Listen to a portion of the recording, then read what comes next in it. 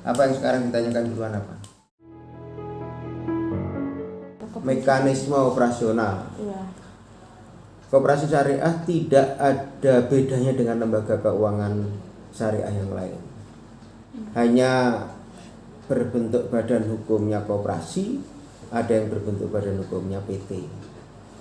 Jadi koperasi syariah sama dengan bank syariah, ya, atau lembaga-lembaga keuangan syariah lainnya yang melakukan prinsip syariah. Bagaimana cara operasionalnya? Karena koperasi maka melalui mekanisme prinsip-prinsip koperasi. Jadi anggota dulu membayar simpanan pokok dan wajib, gitu. Maka simpanan pokok dan wajib itu menjadi permodalan. Bisa berbentuk simpanan pokok, simpanan wajib yang tidak bisa diambil sewaktu-waktu kecuali dia keluar dari anggota. Ada bisa masuk simpanan sukarela, ada bisa masuk di simpanan berjangka. Itu semua tidak jadi modal. Nanti setelah jadi modal, maka kita memberikan pembiayaan kepada yang memerlukan. Ketika bicara pembiayaan, maka tidak akan luput dari ketentuan 5C tadi. Ya, kamu tahu ya 5C tadi. Sehingga mekanisme sama.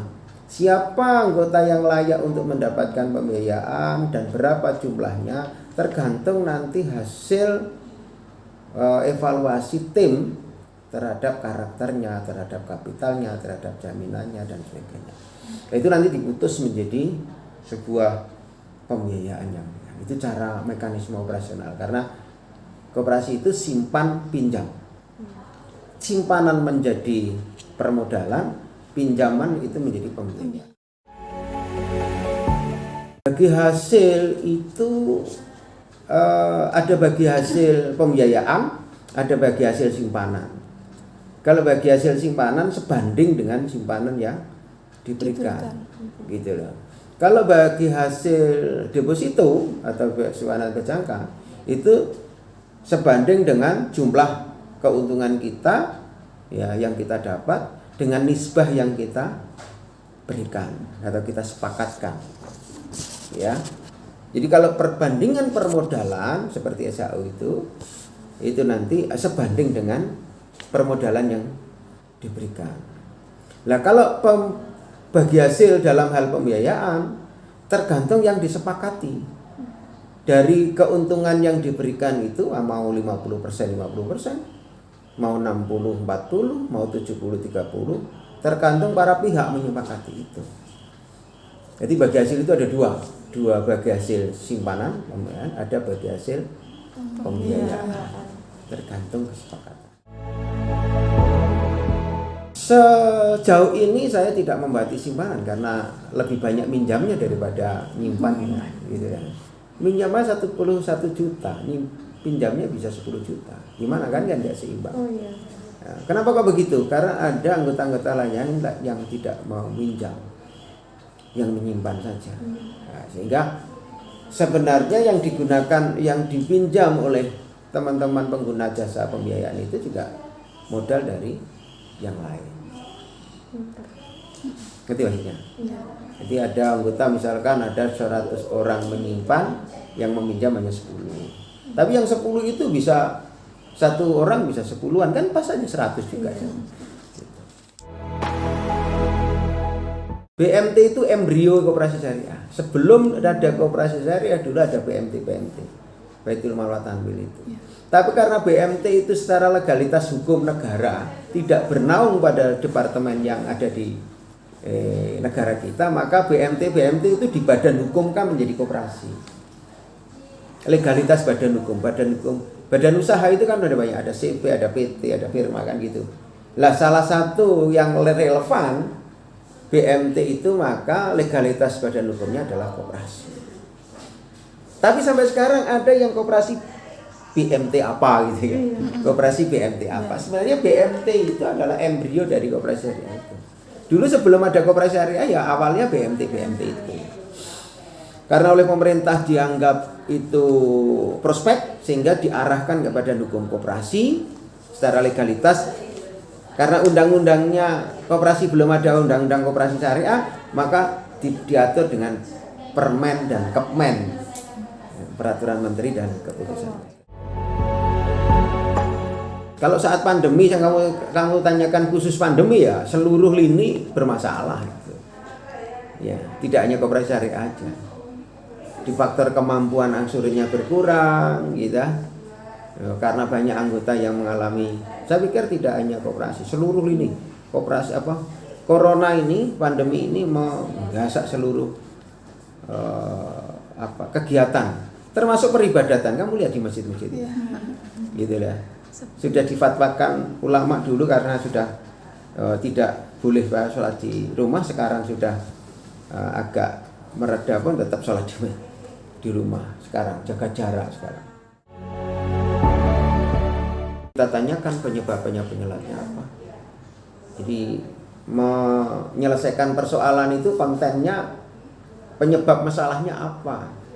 Kalau penyebab masalahnya karena pendapatannya berkurang, ya kita nego yang mampu berapa gitu. Karena semua masalah itu bisa diselesaikan asal tahu masalah, pokok masalahnya, dan ada keinginan untuk menyelesaikan itu.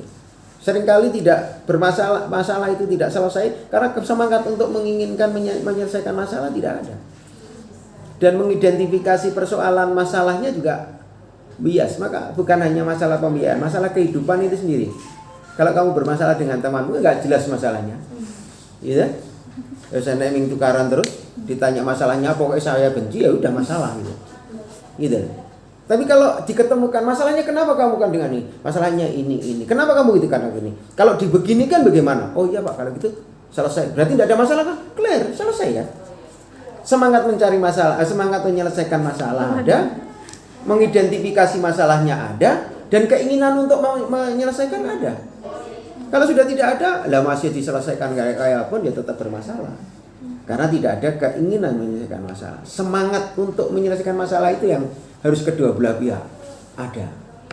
Ya, koperasi ya memberikan ruang untuk mengeluh, ya.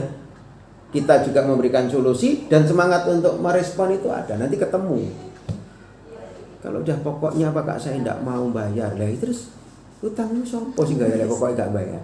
Memang kalau kamu mati. Gitu gimana Pak?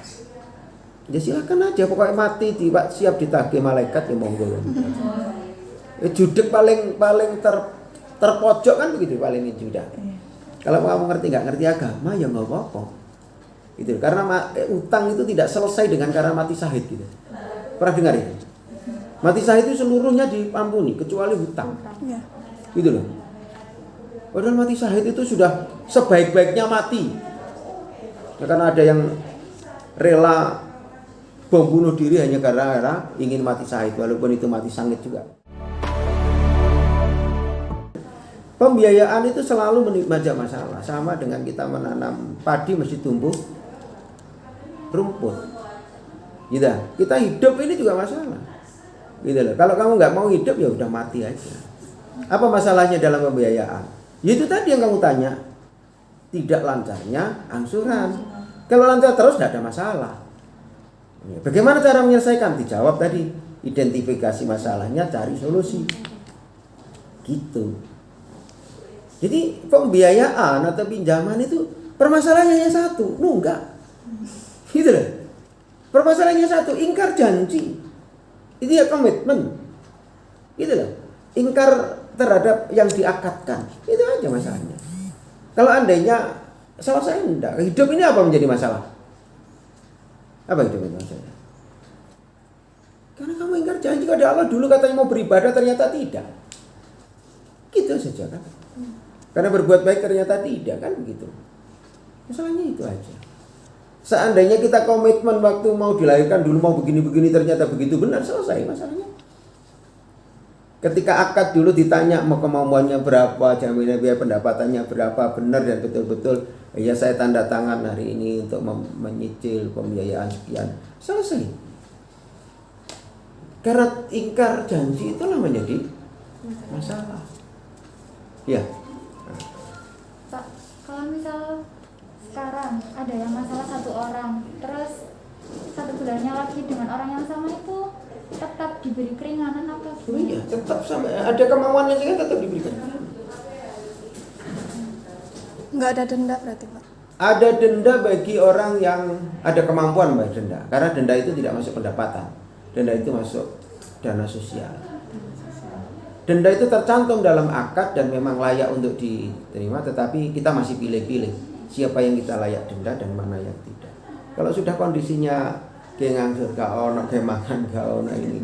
Lihat latar belakangnya dulu berarti. Iya. Berdasarkan 5C tadi Pak ya. 5C itu untuk pembiayaan. Gitu. Ketika menyelesaikan masalah bukan 5C lagi, sudah nurani. Hasil survei terakhir masih adakah kemampuan, nakalankah, apa ini keadaankah, kan gitu.